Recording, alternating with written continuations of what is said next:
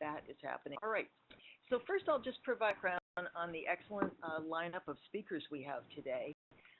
Kicking us off will be Jim Yeager, the principal of Climate Action Associates. Jim is a forward thinker and a leader in local government climate and sustainability with 20 years experience in climate science, local energy policy, and software technology.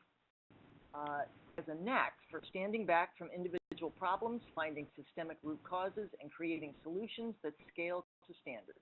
Clean energy communities, Jim assists municipalities in the Eastern New York region with projects after they receive Clean Energy Community designation. He's available to guide communities through the grant process, provide suggestions, and any assistance necessary to keep the process from application completion to project submit track. And yeah, we have Mayor Greg Martin with us from the Village of Champlain. He is a retired educator who spent 32 years teaching and is now retired since 2009. He became involved with village government when he watched a village board meeting and became very concerned with the elected officials representing the residents there. After 6 years as a trustee, Greg was appointed mayor and has held the position for the last 7 years. He'll be by Mark Domenico, a registered architect and the Chief Code Enforcement Officer and Building Inspector for the City of Rome. The Code Enforcement Office is responsible for enforcement of building codes, zoning codes, and the issuance of building permits and their required inspections. The City of Rome Common Council has adopted the New York State Uniform Fire Prevention and Building Code for the administration and enforcement of all construction and maintenance of new and existing properties. Finally, we'll hear from Lindsay Auden, Committee in Westchester County. Lindsay's 40 years in energy services includes 8 years as an energy manager for Columbia University. His energy consulting firm serves large commercial, institutional, and industrial customers, as well as other consultants. He holds certifications in energy management and procurement and is a LEED accredited professional. For his work, he's received many national and international awards, including membership in the Energy Managers Hall of Fame. His book, Lower Your Facilities Electric Rates, was published last September by the Association of Energy Engineers. Welcome, everybody. So we're going to get started with Jim. There we go. Over to you, Jim. Thank you, Pat. So again, my name is Yeager of Climate Action Associates. We are a contractor to the Capital District Regional Planning Commission, and one of our roles is to provide technical support to help communities think through and develop great projects that can fund with incentive support achieved or awarded through this program. In addition today, because we haven't been involved in a number of different projects, we are going to talk about the kinds of projects that you can fund through this program. For those who don't know about the Clean Energy Communities Program, it is a program sponsored by NYSERDA. Please go back, please. A little bit. For those of you who are not aware of the Clean Energy Communities Program, it sounds like you have a lag on the slides. Okay. I'm hearing you all that well. Okay. So for those of you who are not aware of the Clean Energy Communities Program, it is a NYSERDA-sponsored program available to all municipalities and counties to reward energy leadership. There's 2 basic steps. First, you become a designated clean energy coordinator by completing at least 4 out of 10 high-impact policy actions intended to help your community become more sustainable. And then on the next slide, you can learn a lot more about these actions by speaking with your Clean Energy Community Coordinator. Step number 2, when you receive designation, you will be eligible for potentially funding up to $250,000 with no share based on a number of factors, including size and how fast you move through the program. Please. Invested to deploy a series of clean energy community coordinators around the state based in regional organizations are intended to help you on the ground through all aspects of the program. You'll see on this slide that the 4 REDC regions are really affiliated in an umbrella group we call the Eastern Territory, and the cores are managed by a contract with NYSERDA held by the Capital District Regional Planning Commission. The 4 contacts that you see here are your lead clean energy community coordinators. These individuals will be happy to come and visit your community, speak to your elected officials, your staff, and your community members, generally help you and handhold you through all aspects of the program. And in cases, some of our more assertive coordinators may take you across the finish line screaming, but we found even some communities appreciate that level of deep technical support. Next slide, please.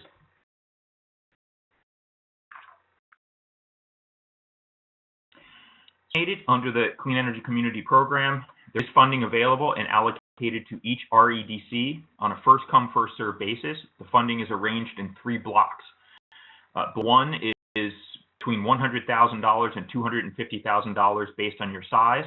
There are 6 of these awards available, and the first 6 designated communities are eligible to get those awards. The next block is smaller, from $50,000 to $100,000, $150,000, and again, it's for a set of communities that achieve designation. And the good news is that NYSERDA has recently added a Block 3, which adds a smaller incentive, but much more of them, so there's additional funding available to communities that may have missed the Block 1 or 2 awards.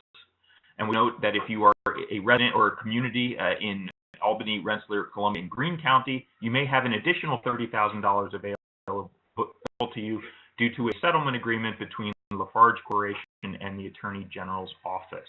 Next slide, please. This first-come, first-served basis. So we encourage you to visit the Clean Energy Community Coordinators, Clean Energy Communities website. There's a tool there where you can check out the status of available funding, because one community becomes designated and passes that 4th high impact action, one of the grants will be allocated to it, and it will no longer be available to other communities. These screenshots are from that website, and I took them 2 weeks ago, actually, when I started preparing this presentation, and the available funding changes day to day, so I encourage communities to go there and check out what funding is currently available as of today. As of weeks ago, you can see on this slide, there was a fair amount of Block 1 and 2 grants still available in the Mohawk Valley and in the North Country. In the Capital Region, there was a small number of Block 2 grants left. All the large Block 1 grants have been taken. And in the Mid-Hudson region, all of the Block 1 and 2 grants have already been claimed. However, the news is that with the addition of the Block 3 funding, there's still an ample supply of incentives available to communities across the entire Eastern Territory. Next slide, please.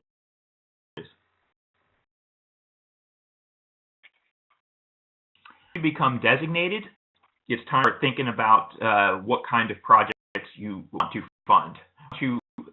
Once the 4th high impact action is certified, NYSERDA will send you a letter congratulating you on being designated. The letter will also indicate in what incentive is available to you based on the block of funding you may have been eligible for.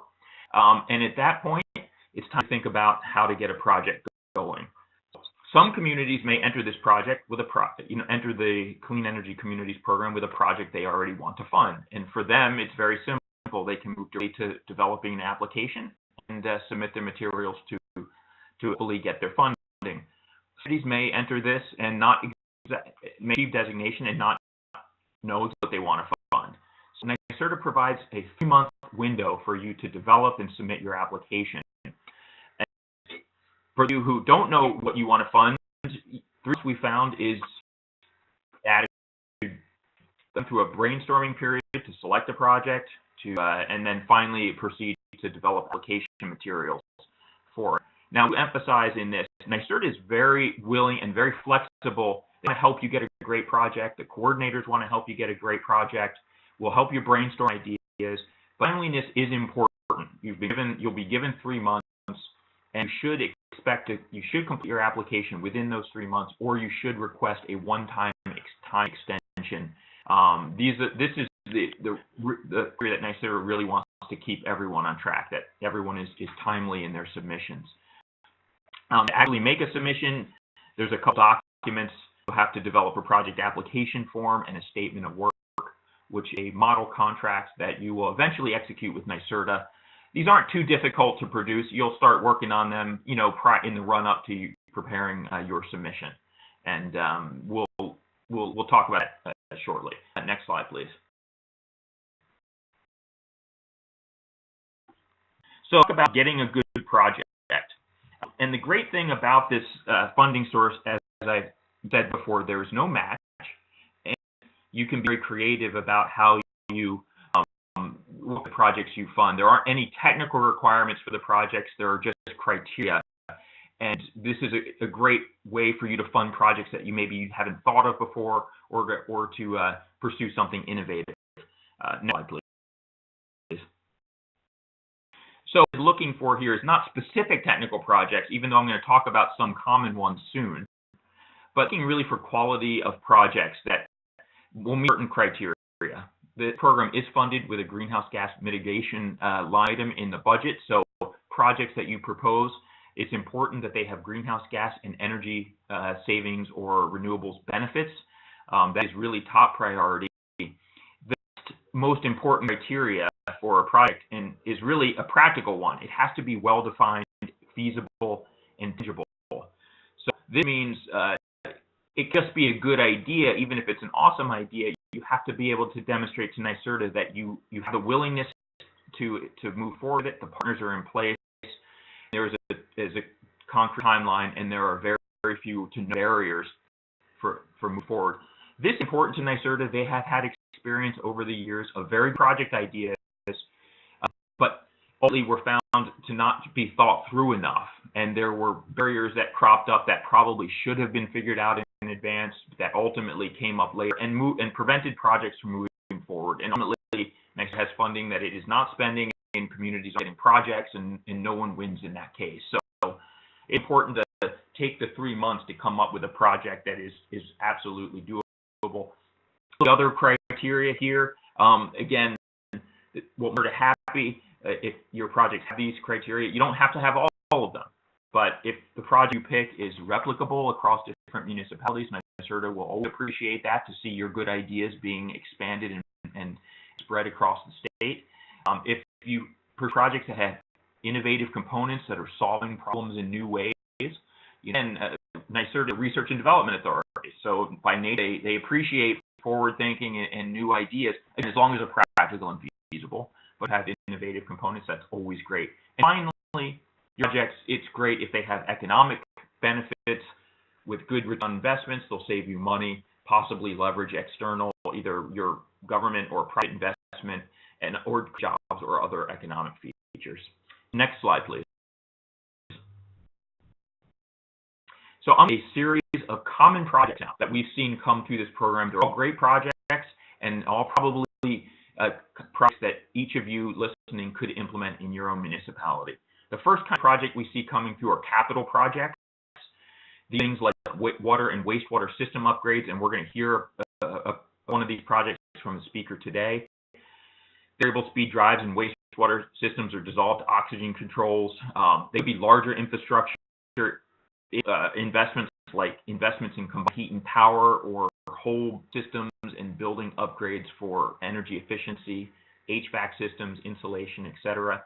These kinds of projects are generally large amount of funding that you would have available, and so they typically may integrate with an existing project you have in a capital plan.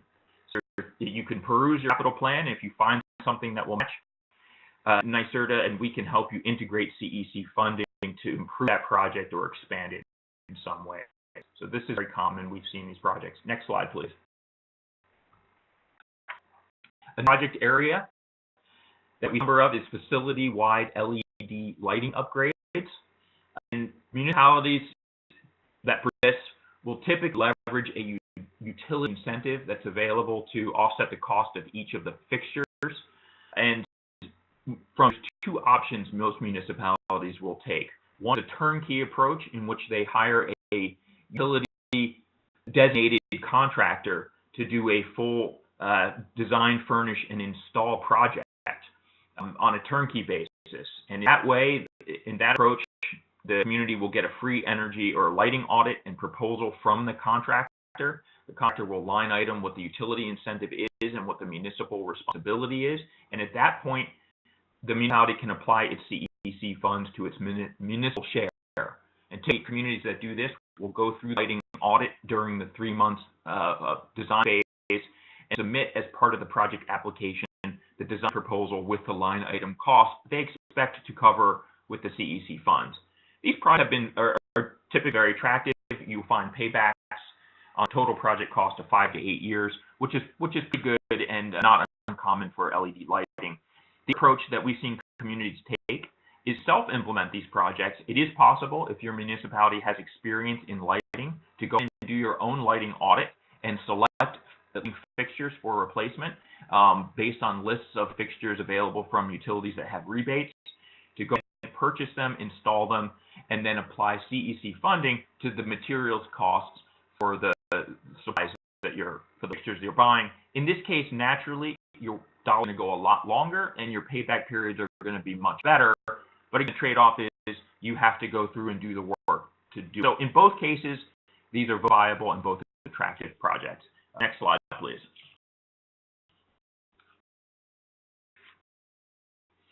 A project that is growing is municipalities are using their CEC funds to buy electric vehicles and charging equipment. This is ramping up because electric vehicles are now on state contract, and there's generally a much higher awareness of them than there was in the prior years. And so typically fully electric or hybrid sedans may be in the range of $25,000 to $35,000 a piece after other incentives have been applied, like rebates from DEC. A lot of communities that are considering this are looking at applying them in code enforcement. That's the most common application. This is a great application because these are short cycle vehicles traveling and really ending up each day at the same exact place. So a municipality can put charging in its home base and charge the vehicles each night. We've seen municipalities applying this, or counties, for career vehicles and other sort of administrative vehicles. We've had one county apply to purchase electric vehicles for resource officers deployed out of the sheriff's department. So again, there's a number of different viable options for this. Next slide, please. That the communities are considering is converting public street lighting within the community to LEDs. So this has been an option people have been aware of for the last year or two. The Public Service Commission acted to enable this. For the first year and a half of this, it was very difficult to do it because the utilities did not have adequate rules in place or tariffs to describe how this would work. But recently, things are changing. The Public Service Commission is approving utility tariffs that have more clear pathways to convert your streetlights to LEDs, and this provides opportunities for you to invest your CEC funding in this. Your options are you can continue to have the utilities own and operate your streetlights through a utility LED tariff, or you can possibly buy them back from the utility and own and operate and manage them yourself. So in both of those cases, there will be something called a stranded cost, where you compensate a utility for the cost of the existing equipment that is going to be retired prematurely. And then there's different pathways to move forward, whether you want to own and operate it or whether you want the utility to keep it. But in either case, there's a number of ways you could apply CEC funds in this. Whether you want to spend money on design and consulting services to assist you in the transition to LEDs, or to pay for direct costs such as stranded costs or new figures. There's other possible models too. Some communities are looking at full service versions using or third-party companies to do a turnkey design, furnish, install, finance, and manage approach. And those approaches typically have no cost down to a municipality, but even in that case, you could apply CEC funds to break down the overall cost of the project and probably reduce your monthly outlay. So we have to be a little creative in figuring out how to put your CEC funding into this, because there's many ways to proceed, but it's absolutely possible. Please. Another type of project that is viable and commonly pursued is a variety of renewable energy applications. There's always the typical rooftop and ground mount solar applications at facilities and wastewater treatment plants that can continue to be pursued with CEC funding. There's also recently an increased interest and a growth of something called community distributed generation, which really is large-scale solar farms. Some communities have been putting these on landfills, but recently the Public Service Commission is enabling these to be developed in a number of locations and enabling developers to sell elements of the solar to third parties, whether it's residents or municipalities. So you consider investing your CEC funds to participate in a community distributed generation operation to help offset your own consumption with complete renewable energy, or you could potentially partner the developer, the location, and then create a business model where you help deploy some sort of community distributed generation, which may be offered to your residents or other ways. Again, there's a number of business models available that you could explore using your CEC funding for. Finally, another interesting renewable energy option that's coming up is ground source heat. This has existed for a long time. It is recognized in New York's energy plan as an important component, and NYSERDA has been investing a lot of time recently to think about ways to make it cheaper and to create incentives for doing it. A typical barrier for this is that it's just expensive up front. If you're digging up a big chunk of your property near a facility for piping, and it's just a hard cost to justify up front. But CEC funding is in the range of a cost for a system like this for a typical facility size. So if you have a facility with appropriate land characteristics and access may be viable, and through this program, either we or we can connect you with NYSERDA experts to help you evaluate these options as well. So slide, please. This up. You don't necessarily have to focus solely on projects that you may own or operate in your operations. In fact, NYSERDA is very flexible. You can consider investing in community-focused projects as well. Some examples that we've seen coming through this project. We've had community invest in a nonprofit to provide an electric vehicle to its Meals on Wheels program, simply to help the program out. That community felt that there were many residents in its community that rely on Meals on Wheels, and they felt that it was a worthwhile investment to help that program along and help it become more sustainable. We've had community look at partnering with its school district to introduce organics recycling in its school district, in which dedicate its CEC funding to purchase in-vessel compost units to help the school district reduce waste and to become more sustainable. This is a good option. It's going to reduce greenhouse gas emissions and help reduce landfills in the state of New York. We need to look at investing at this in setting up community choice aggregation and all interesting programs like pass-through incentives, where a community getting this grant may end up passing it through to either residents or, in the case of a county, other municipalities to help do energy work and necessarily keep the money themselves. And finally, we had another community stop their CEC funding, some of it on LED lighting, a typical project, and divert half of it to developing a smart growth plan. And they were able to come together and develop a project that had the short-term benefits of the LED lighting and then long-term transformational benefits of the plan piece. And last one I can say, NYSERDA is interested in very tangible greenhouse gas projects, but it is possible to break up your funding and fund some pieces like this planning piece that have longer benefits if you're clubbing it with a project that is tangible and are going to produce near-term benefits. So again, it's really a matter of creativity and figuring out how best to spend your funds. So slide, please, and last slide. You can, through this program, you can get free project development support from your Clean Energy Coordinator team. Action Associates is one of the members that provides this. We can assist you in leading your project brainstorming sessions and generally connecting the dots on all the options that you have. We can facilitate meetings with your stakeholders. And in between, if you're thinking of different options, we can assist in vetting project ideas or pre-quotes and generally trying to figure out if the idea is feasible before you make the submission. At the day, we can assist in developing your project application materials and making sure that you get them in on time and in format, with the hope that we all want everyone to get a good project in the end. So with that, I'm going to pass it back to you, and the other speakers tell you about the great projects going on in New York. thank you for that very comprehensive overview. That was terrific. Mayor Martin, I'm going to unmute you, or maybe you have to unmute you. Looks like I've already done it.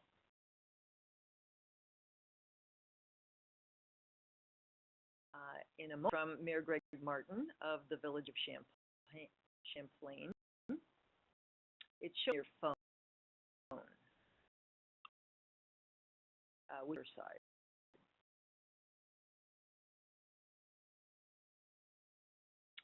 Okay. You want to try turning off, Greg? All right. Well, what we could do, perhaps, while we're working on that, with Greg, who was just talking to us before we began today, is we could move over to Mark Domenico, but just give it another moment here. Greg, if you want to, you have my number, and we could figure out what's going on.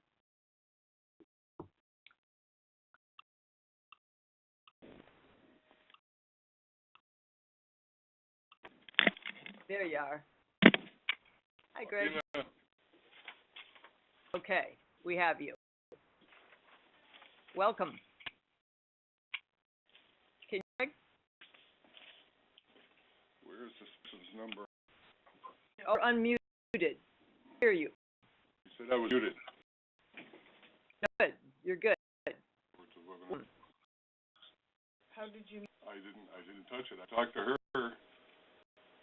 The one right there. Yeah, where's her number? I'm gonna mute Greg while he works on that. And another second here.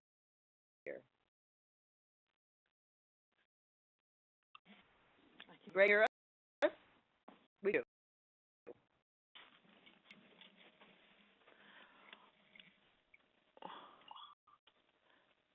Yeah. You hear me? So do I need to disconnect and recall? No, we can hear you guys fine. So Greg can just get started. Okay. Yep, we're good. Okay. You don't have visual? Okay. It was fine. You joined the event, or you want to join it again? Yeah. Okay. Hear him.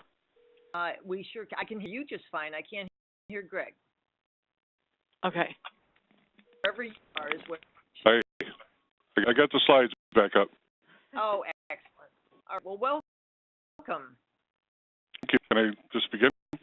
Yeah, absolutely. Tell us what's going on in Champlain. All right. First, I'd like to say thank you, Jim. That was a wonderful presentation, and I encourage everyone out there that's involved in this webinar to use services. He's a fantastic person, and I'll relate more to that in just a moment. I'd like to say good morning and greet all of you from the northernmost part of New York State. We are currently under a state of emergency as we are awaiting the ice flow out of the Great Chazy River. We are moving forward, and we will get through this as we do every spring. About 7 years ago or so, Village of Champlain began a project to replace 2 aging, non-energy efficient blowers at our wastewater facility. We followed procedure. We requested proposals from various blower manufacturers and received bids from 2 suppliers. Board, when the bid felt the quotes were very high and the village's ability to afford such a project at that time. Now, here we're 2018, and we are now prepared to move forward on the replacement of these 2 outdated blowers. For the first attempt, we were able to put money in a reserve account to avoid large debt placed upon our wastewater users,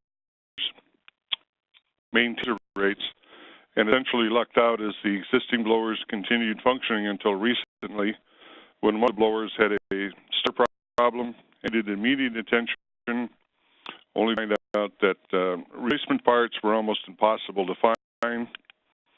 Our DPW superintendent was able to find a workable motor that's still functioning, but for how long, his guests. This project showed that there was an apparent immediate need to move forward and complete this project as soon as possible. The urging and guidance of Jamie Rogers and Nancy Bernstein of the Adirondack North Country Association, the village began the process of going through the Clean Energy Communities process.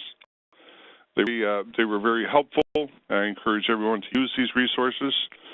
We completed 4 of the 10 benchmarks to be appointed as a clean energy community. One of the most exciting things, at least for our use, is that we have 2 EV charging stations down at the village playground, which is for anyone to use to come in and charge their electric vehicles.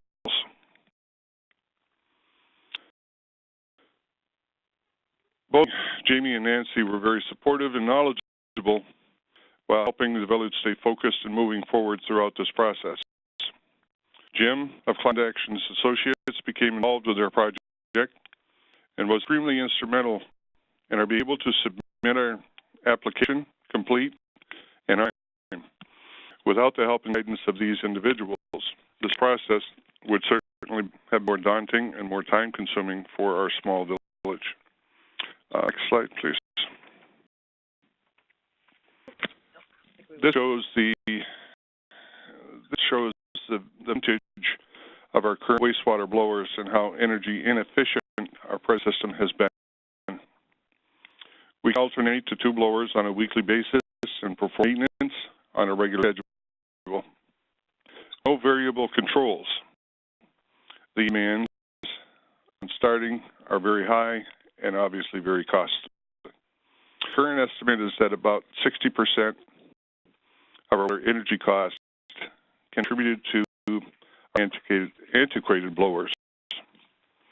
Last month's wastewater energy bill, because of high demand throughout New York State, our bill wastewater plant doubled, approximately $2,100 to a little over $4,000 for the last month. Next, please.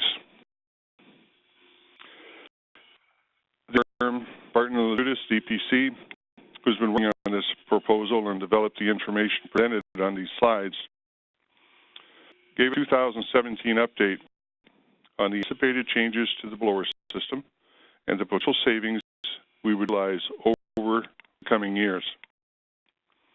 The blower configuration will be employed as space in the existing building would not allow the 3 blowers. This shows that by changing over our existing blower system to a more energy efficient arrangement, the potential is estimated at 36%. The new system will not only reduce our energy use from 241,000 kilowatts to 150 kilowatt hours with current flow conditions. This will also reduce our GHG emissions by 27.6%,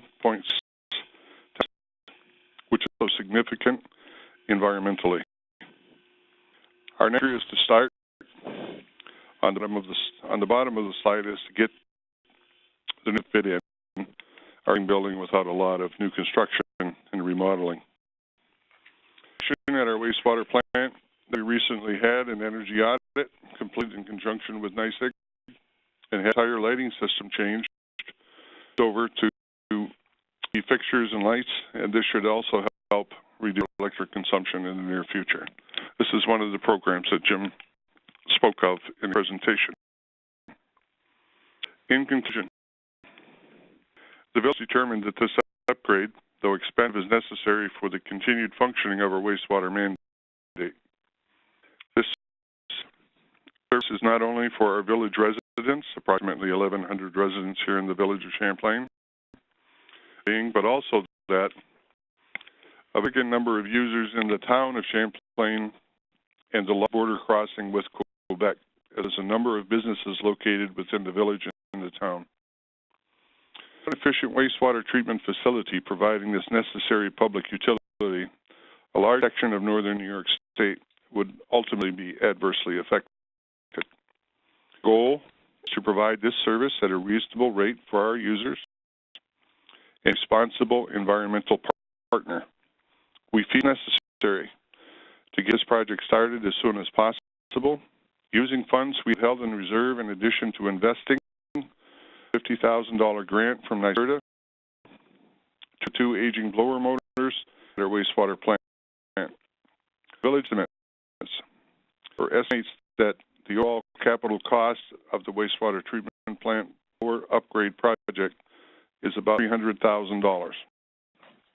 Committed to providing funds in addition to the CEC grant as required to complete it. The energy community, this project in cooperation with NYSERDA will demonstrate to other communities the importance of obtaining the CE designation. The grant to provide new energy efficient blowers with increased capacity will prove important in our quest to revitalize our community, explore the possibilities of economic growth, and provide this important service to our users at a reasonable rate while reducing our energy footprint.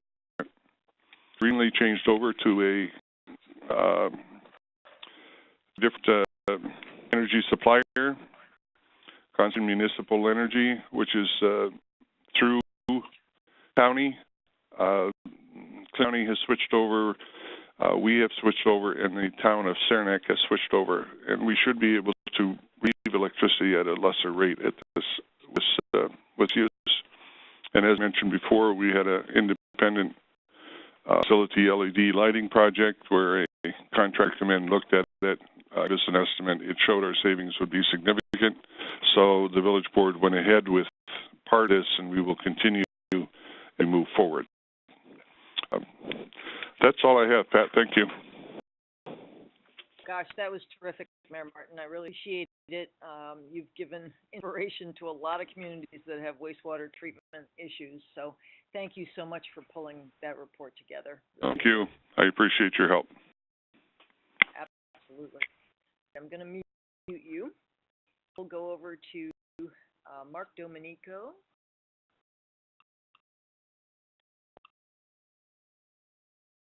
Mark, are you there? Hi. All right, hold on. There we go. No, by saying next when you want me to proceed. Okay. The city of Rome is located approximately 40 miles to the east of Syracuse. The city is a very, very large footprint. It's approximately 76 square miles in territory, and we're made up of an urban core that is industrial and primarily residential, and the perimeter is surrounded by a rural area made up of farms and family homes. The codes department is currently staffed with 3 full-time building inspectors and 4 full-time housing inspectors, and they are responsible for the coverage of the entire territory. Fortunate, we are in the Mohawk Valley region. We were fortunate to have Dan Sullivan as our clean energy community coordinator. Dan approached me about a year ago and was talking about this program, and he was instrumental in sitting with us and helping us through.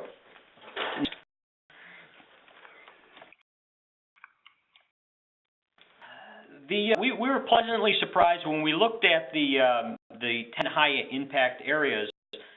We were pleasantly surprised that the City of Rome over the past decade has been pretty forward thinking with respect to energy conservation and making the investments in clean energy. Prior to being made aware of this program, the city partnered with the developer for solar array on a old landfill, and they also invested in solar panels on City Hall to provide power to facility. We looked at the 10. We already had completed 2 of them. The solar permit, being the director of the Code Enforcement Office, that was an excellent move to have that be provided for adoption by towns, villages, and cities to really streamline and homogenize the process as far as what is required for building permit application.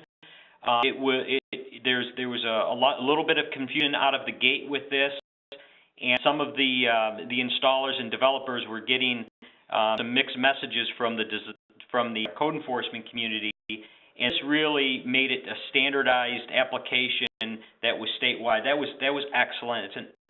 For you listening, if your code enforcement office and your municipality has not adopted unified solar permit, I would strongly advise you do it. You will see that it would streamline and make these installations go a lot smoother in your community. This we did. That was the installation of electric charging stations. They were already installed at our home base, where the code enforcement office is located. We have 10 of them located throughout the city at municipal sites. We have the vehicles to utilize them, but the infrastructure was in. And the two that we looked at to actually go and to adopt was the benchmarking. We passed a legislation, and we worked with our tax office and with our Public Works Department to get that process in place for energy benchmarking and develop a policy for that.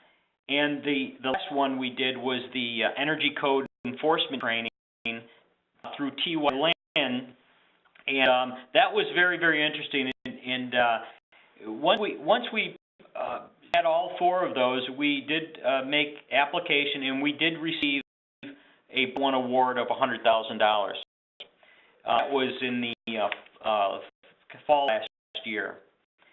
Next, please. I'd like to drill a little bit down into the energy code enforcement training and just kind of share the experience that we had. Basic requirements for that component of it was that we had to select two projects that were probably in the process of being constructed, and we would submit to TY Lynn the contract documents for those that were submitted to our office. We would review those documents for compliance with the energy code.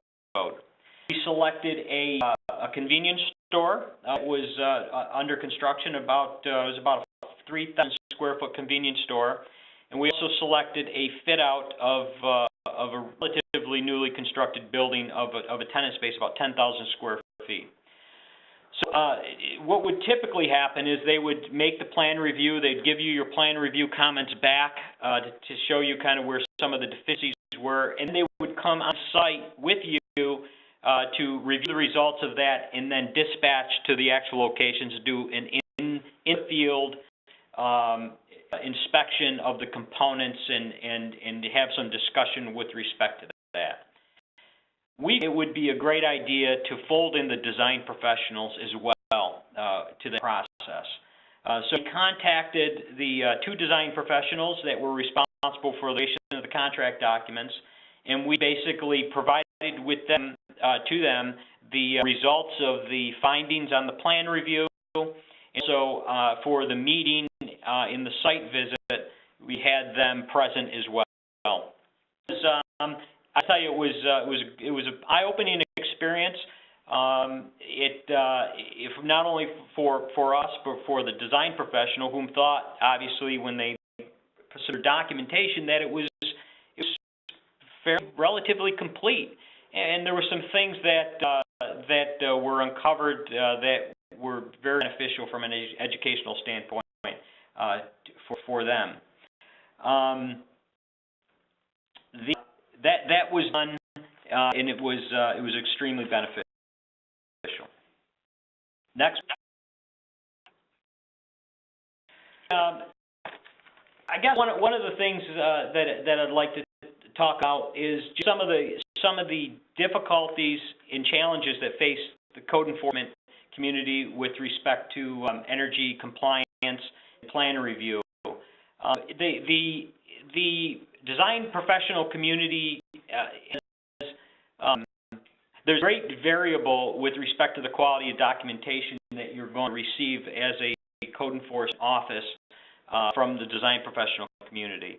In a perfect world, you get a fully complete complete set of documents that span all the disciplines, mechanical, electrical, structural, civil.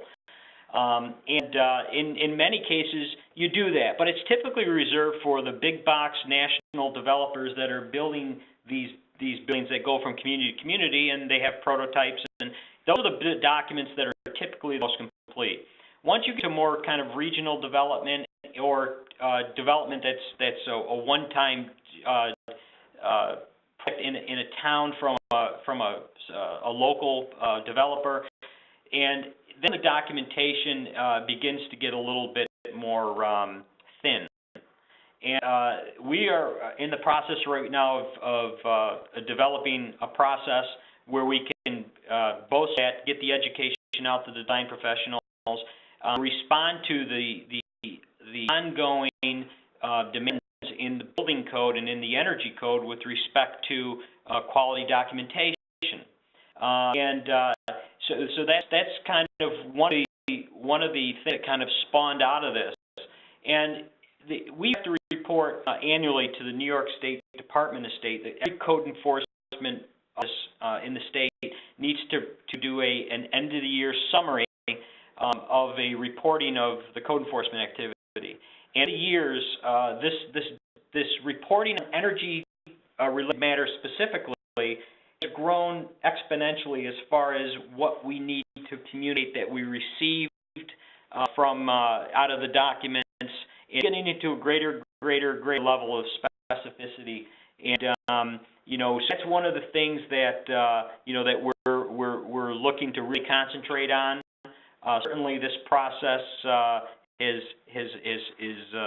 revealed some of the deficiencies that not only are present in the code enforcement community, but also in the design professional community. So that is kind of how that is played out.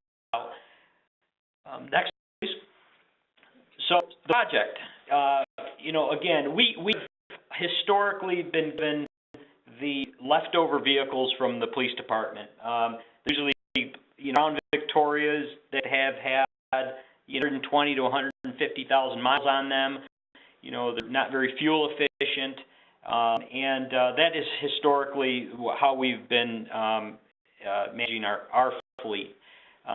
We are looking at purchasing 3 Chevy Volt hybrids. We intend on retiring 50% of our fleet vehicles with these. Again, I mentioned earlier, we do have at our home base 3 charging stations ready to be utilized. So we're very excited about it. We are very, very close to finalizing things with NYSERDA, and we're just at the point where we're looking to state contract right now to see when we can place these orders and get these vehicles in to start using them. So I thank you all for listening to what we have to say, and that's all. Thank you. Thank you so much, Mark. I was lucky to have heard that story when you shared it with us, I think last year, but it's great that we got it out to the wider community. Thanks so much. You're welcome. Thank you. So Lindsay, I'm going to pass the controls to you now. Looks like you are unmuted, right? Here I am. And go. And hand back to me when you're all done. Okay now? A sec.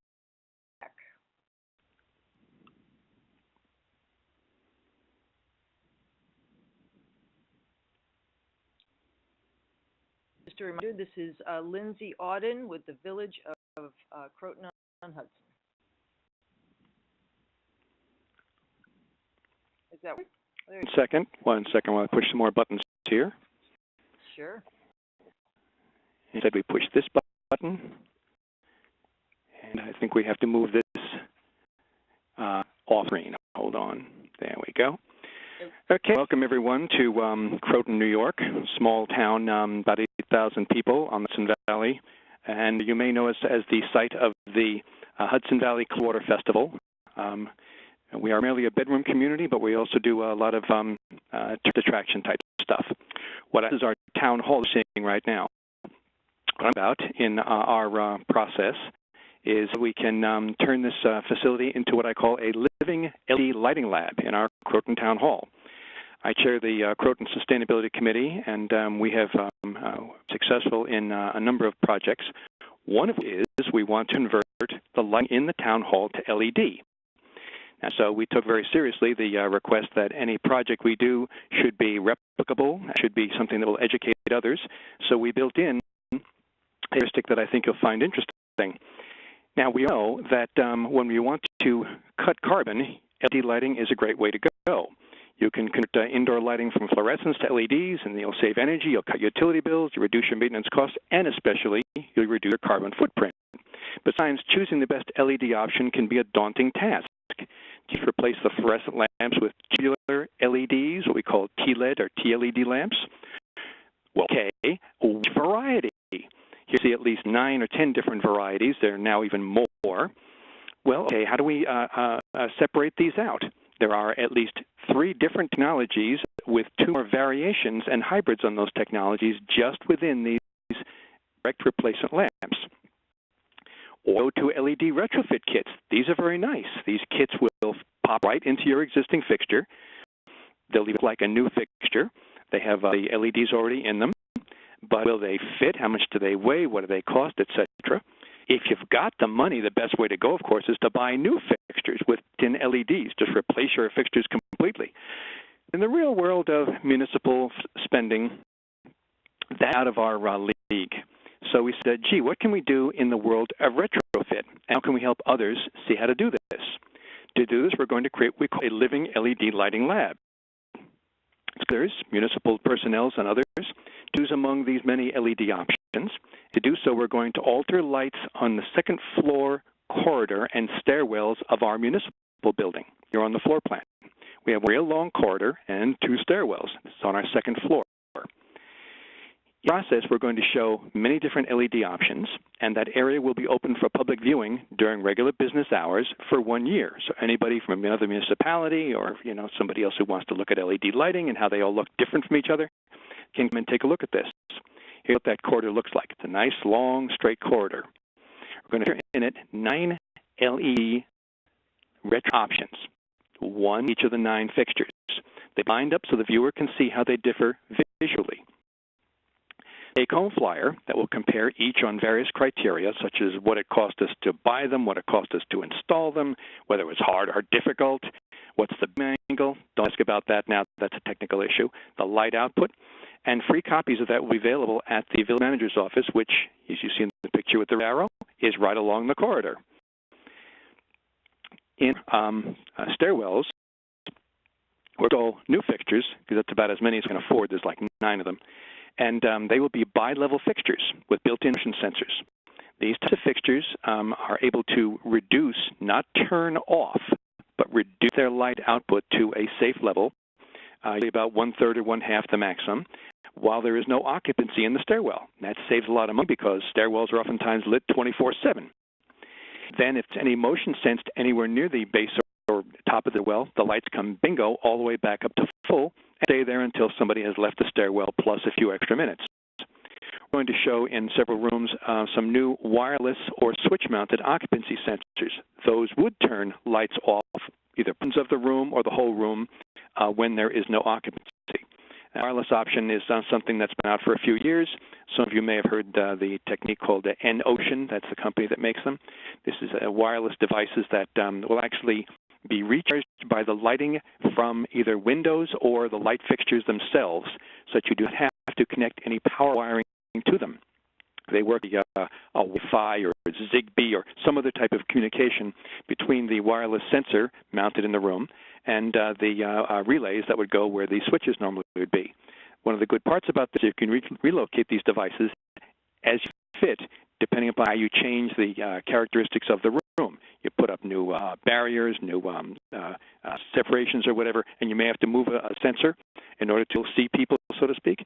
The wireless one makes you able to do that without any extra cost. Now, what about the other lights in the rest of the building? Well, we have approximately 340 fixtures, thereabouts, and we are going to have the Croton Department of Public Works people look at different options that we install in the hallway. package ones make sense. Some of them may be retrofit kits. Some might be just LED lamps, whatever. Because this building, which was in 1909 as a K through 12 school, the lighting was previously repurposed back in 1939, and the building was repurposed in 1939, and then only in the 1990s was that old lighting replaced or upgraded with lamps and electronic ballasts. Now we're bringing the building into the 21st century by using LED lighting, which has the following nice characteristics.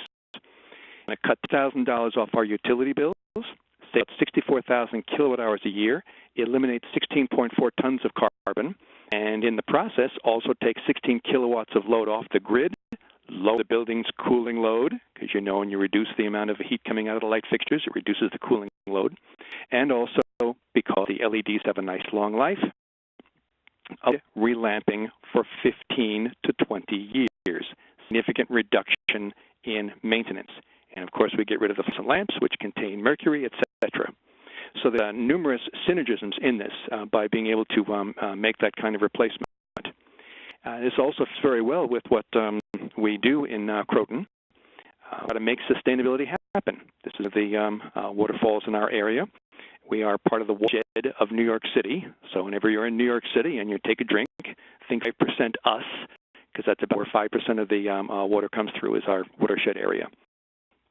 We're in our area for the scenic rivers, waterfronts, parks, and we work very hard to maintain that sustainable community. And we see this LED project as just another step in that process. And we thank very much NYSERDA's funding, $50,000, and support in helping us make this happen. That's my story. Thank you much. Shall I come back to you? That'd be great, Lindsay. Thanks. 1 second. Let's see, sorry, there we are. Back to you. Okay. Very good. I don't see the back, but that's all right. So we do have some questions here that have come in. One that came in, Jim, can you hear me? Let's see. Jim is muted. I just took you off mute, Jim. Catherine Hurlman is asking calculator for greenhouse gas reduction ascribed to organics recycling. Oh, Jim? So let me, if I can, I think I missed half the question. The question is asking about greenhouse gas calculations for organics recycling? Yeah, a calculator. There are a number of different calculators available that we can send her link to. The EA WARM model, which may not be up to date, is a decent calculator. It provides a life cycle estimate of that when you send something to a landfill, and you can compare it to aerobic composting, which doesn't create greenhouse gas emissions. So there are calculators such as that one available to make those estimates. Right. Okay. I have some other questions here, thanks to our intrepid team in Albany. Okay, could go either out to our community panelists or to Jim. How do you identify municipal projects that will have the most impact? Bang for the buck. Jim, you want to kick us off with that? Yeah, I think that, the first way to understand what projects are going to have the biggest bang for your buck is to understand, where your emissions are coming from in your operations. And you don't have to do a full greenhouse gas inventory for that, but a couple of, I guess, rules of thumb. And if you have water operations, wastewater treatment or water filtration or pumping, it's going to be your biggest energy consumer by far, typically. So if you can develop, in there, variable speed drives or the odds like Mayor Martin just spoke about, those are going to be very big bang for your buck. Other things, like if you are, for example, if you are a town and you have, and you're fairly rural, you're going to have a high amount of your emissions in your transportation sector because of the rules that you have to manage. So electric vehicles are going to be a a good bang for your buck in that scenario. But in general, all of the options we discussed here are going to be are going to provide pretty good benefits for greenhouse gases. Thanks, Jim. Any else want to weigh in on that? I could take you off mute, Mark or Greg. I will mute. All right. Now you're both able. All right. I have a question. Yeah, go ahead.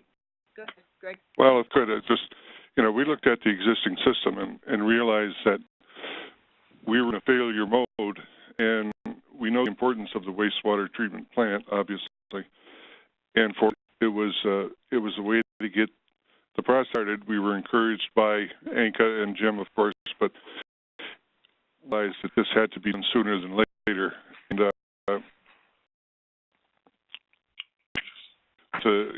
got an engineering firm to develop the the initial phase of this, and this was to move forward. I mean, we need to get this in, these two blowers replaced as soon as possible, and I think between now, if we get the bids out and get everything on track, I hope to get these things replaced no later than the September or the 1st of October of this year. I mean, this is borrowed time, and we have some special issues dealing with the wastewater system, I&I, and a couple other things that we are investigating and working on. I encourage people to, to use these resources and to realize that that sometimes, I go wastewater plant and I wonder why I waited so long, but I would much rather be able to pay for these things up without having to bond issues and go ahead and, borrow money over a period of years. Works well, and I think we're going to be okay. Mm-hmm. Great. All right. Well, yeah, the next question I had here was about budget constraints. So, the challenges of actually implementing a project around budget constraints. You've talked to that to some degree. Want to add anything else about, it was a big there. Sorry. Oh, sorry. How did you, effectively sell it to the board, which had well, the work? We effectively narrowed it down. Knew approximately what the cost was going to be because of the prior bid that we had received and knocked it on about 6 years ago or so, maybe longer. And plan the village board, which has maintained the same members over this time, we set a plan that we were going to subside in a capital reserve that we could, off the cost. We figured that we could run with one motor for a period of time and then, get the process moving forward as quickly as possible. The board has been very effective, and they've been very helpful, and they've been very supportive of this whole idea. And, we just needed a major water project up here that hope inspires some economic growth in this northern tier. And we can offer wastewater services, water services, as well as natural gas services along a corridor basic just across from Quebec, which is a huge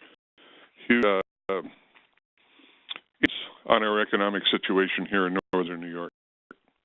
Advise that, people put aside as they can. How long can you wait? And right now, we are at the end of our effective rope here, so to speak, and it's going to happen this summer. It's replaced, so it's tough with the restraints that we are facing, the mandates that we're facing. But we can do it. I think everyone out there can do it as well.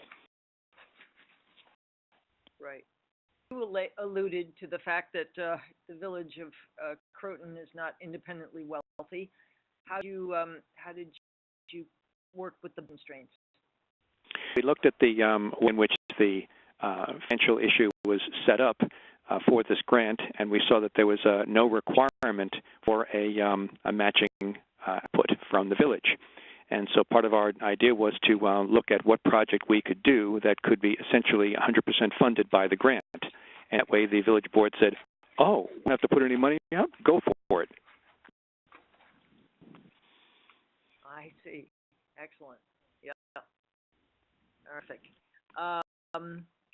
This is a Jim Younger question or two here.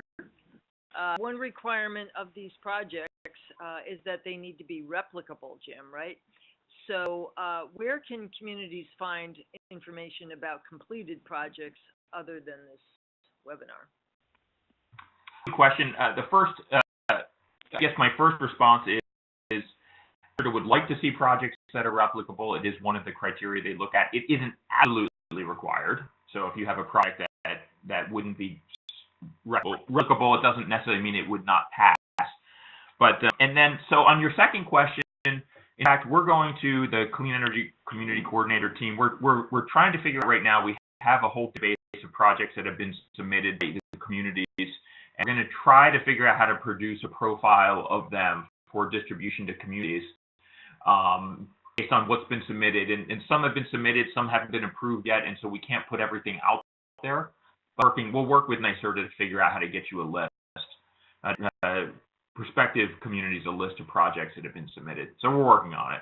Hopefully that helps. And communities can certainly contact their coordinator or me, and I can give you a lot more details of projects if you just contact me. Okay. Just had a bunch more questions come in. So speaking of budgetary constraints, are municipalities allowed to use the grant money to directly purchase construction materials such as insulation? And can they use the time of the appropriately trained DPW staff? I guess, can they use grant toward for appropriately trained DPW staff to do energy efficiency updates without an external contractor? Over to you, Jim. My answer would be yes, you can procure any sort of equipment or supplies that are directly related to energy savings. So insulation would be viable. And also in the case of designing your budget, there is no restriction against you spending the resources on your own staff, again, as long as they're qualified to do it. Most communities use their own staff as an in-kind match, but it is feasible to put a direct line item in your budget for that. Okay. Couple more. I think they're all headed your way. Could EV projects incentives include vehicles beyond fleets, such as garbage trucks, street sweepers, mass transit vehicles? So you don't have to just be limited to passenger sedans. So any sort of large, like a transit vehicle or garbage truck. If you can find electric options in those categories, you can definitely divert your funding to. I think we've had communities interested in transit vans for circulating in urban areas. Yes, if you can find options, they are viable. Okay. Question about benchmarking. Yeah, this is one that a lot of people wonder about. How much time does it really take to use Portfolio Manager to keep updated on county-owned buildings? So the writer has well over 750,000 square feet of built space that they would be entering. The question is how long? What is the time commitment to keep Portfolio Manager updated? A very hard question to answer, but it really depends on the technical expertise of the staff in charge of managing it. But Portfolio Manager is designed, there's an upfront investment to get it all set up, but once you have it in place, depending on how frequently you update your bills, it's hard for me to say, but it's probably a couple hours of time commitment a month to upload bill at that level. It could be more or less depending on how you set it up. So it's not insignificant, but it's not days of work either. So I wish I could give you more clarity, but I don't know days. Right. Next one may require use of your crystal ball, Jim. Are the funds projected, are these grant funds projected to be renewed again in 2019 or before? Really, we're not NYSERDA staff, and we speak the program that's on the street, and so unfortunately, I don't have a crystal ball to indicate what NYSERDA's plans are. We all hope that if this project's successful, this program's successful, they'll want to continue it, but that's all I know. Yeah. Right. And what small multiple projects? The community put forth like a menu of small projects. That's a very good question. We've had communities break up their grants, their $100,000 grants into as much as 4 projects. So it is definitely feasible to do it. As long as the project is easy to manage and the money is very just pushed into different projects, it's possible. I think, I don't speak for NYSERDA, I just think it's a matter of just make sure that the project is easy to manage, that there are components and you know exactly where the funding is going. And if you can do that clearly, like, for example, you want to spend $30 on an electric vehicle, it's a very clear and simple process, and then you want to spend another clear and simple process, then it's doable. There's no restrictions against you breaking a project. Just to make it logical and easy to manage. Right. I think that concludes the questions we've received today. I really appreciate such audience participation. So thank you all very much. The slides and the recording will be sent to everyone who registered, and then it's posted on the Capital District Regional Planning Commission website and on the CourtneyStrong.com website as well. So thank you all for coming to today's call, and we look forward to hearing from you and working with you in the future. Thank you.